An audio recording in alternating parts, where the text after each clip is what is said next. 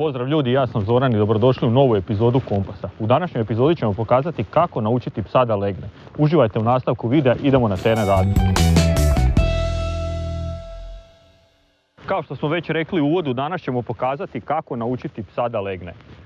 Ono što bih htio naglasiti znači da ćemo pokazati samo jedan od načina kako naučiti psa da legne i ovo je nekakav način koji će vam paliti kod 99% pasa, jer svi znamo da velika većina pasa će napraviti bilo što za hranu. Pa ćemo onda to tako i pokazati. Nije ništa komplicirano, isto je jednostavno.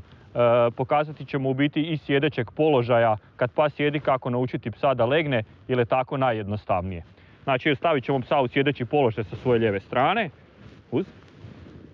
Sjedi.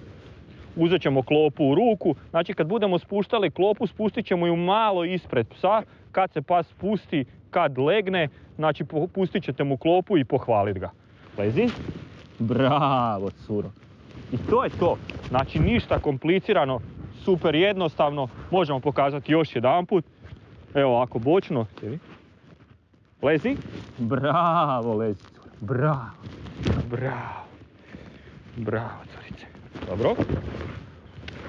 Znači, kao što sam rekao, ovo je samo jedan od načina na koji se može naučiti psa da legne, ali kažem, će upaliti kod 99% pasa zbog situacije sa hranom i kako je.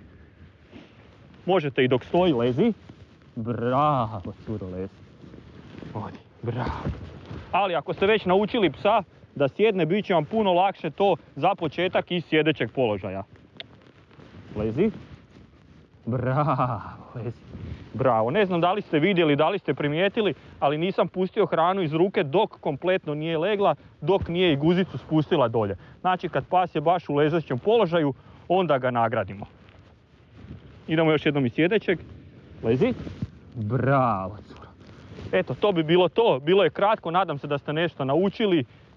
Kliknite like, kliknite subscribe, šerajte i ono što smo rekli, nemojte se zaboraviti poigrati sa psom na kraju treninga. Recimo Astra voli lopticu, pa ćemo njoj baciti lopticu i nek ide po lopticu. I to bi bilo to. Završite trening pozitivno, poigrajte se sa svojim psom i ono što smo pričali u osnovama rada sa psom, psu to mora biti zabava i to sve mora biti psu zanimljivo i veselo.